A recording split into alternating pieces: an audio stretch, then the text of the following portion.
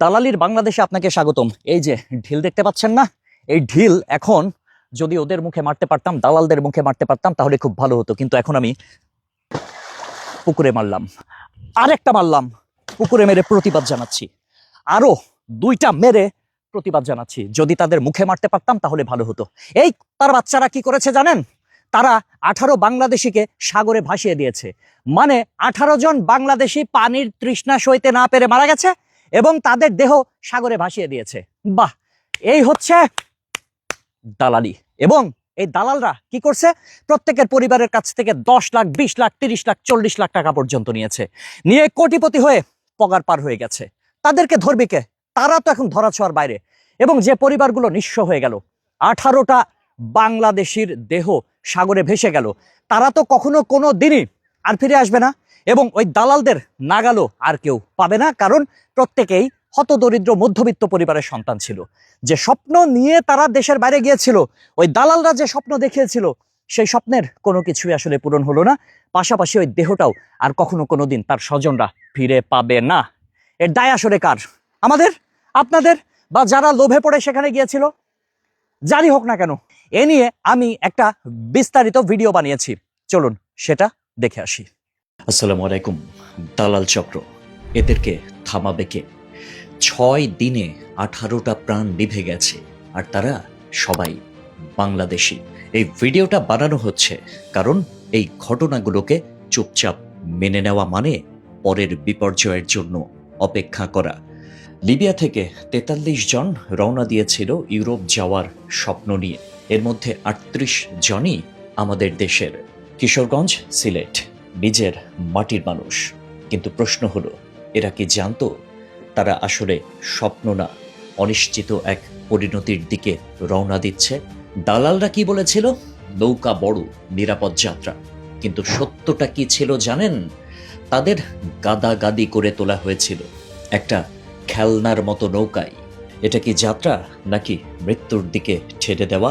বলা হয়েছিল 2 দিনের পথ, আর সেই হিসেবেই অভিবাসীরা খাবার, পানি, প্রয়োজনীয় সামগ্রী নিয়েছিল। সবকিছুই সীমিত। কিন্তু মাঝ সমুদ্রে গিয়ে দিক হারিয়ে ফেলল নৌকাটা।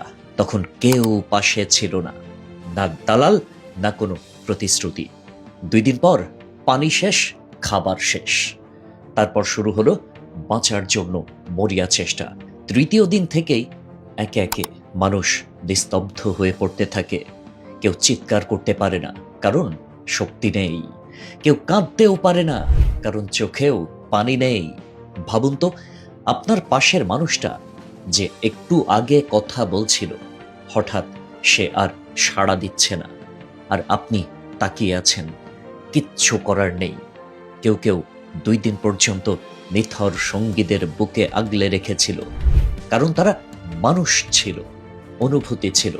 ভাবছিল তীরে পৌঁছে অন্তত সম্মানের সঙ্গে তাদেরকে শেষ বিদায় জানাবে, তাদেরকে কবর দেবে।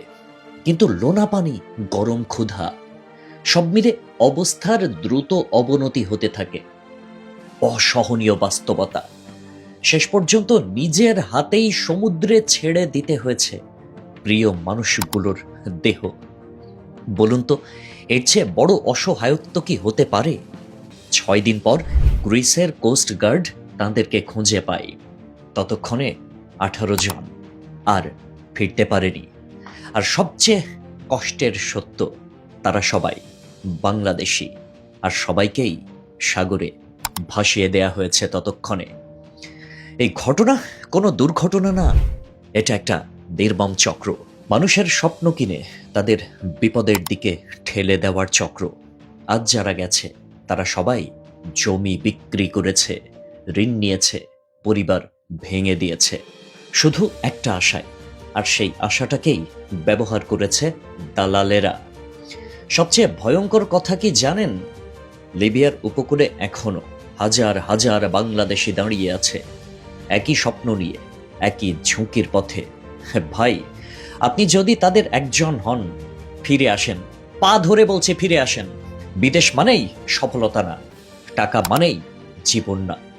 কিন্তু এই পথে গেলে না থাকবে নিশ্চয়তা, না থাকবে নিরাপত্তা, আর না থাকবে কোনো খবর।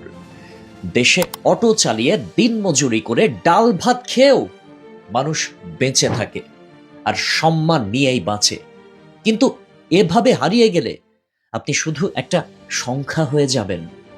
একটা প্রশ্ন রেখে যাচ্ছি, আপনার পরিবার কি স্বপ্ন দেখতে চায়, নাকি আপনার খোঁজে দিশেহারা হতে চায়? এই ভিডিওটা শেয়ার করুন, কারণ একটা শেয়ার হয়তো আরেকটা জীবন বাঁচাতে পারে। আল্লাহ হাফেজ।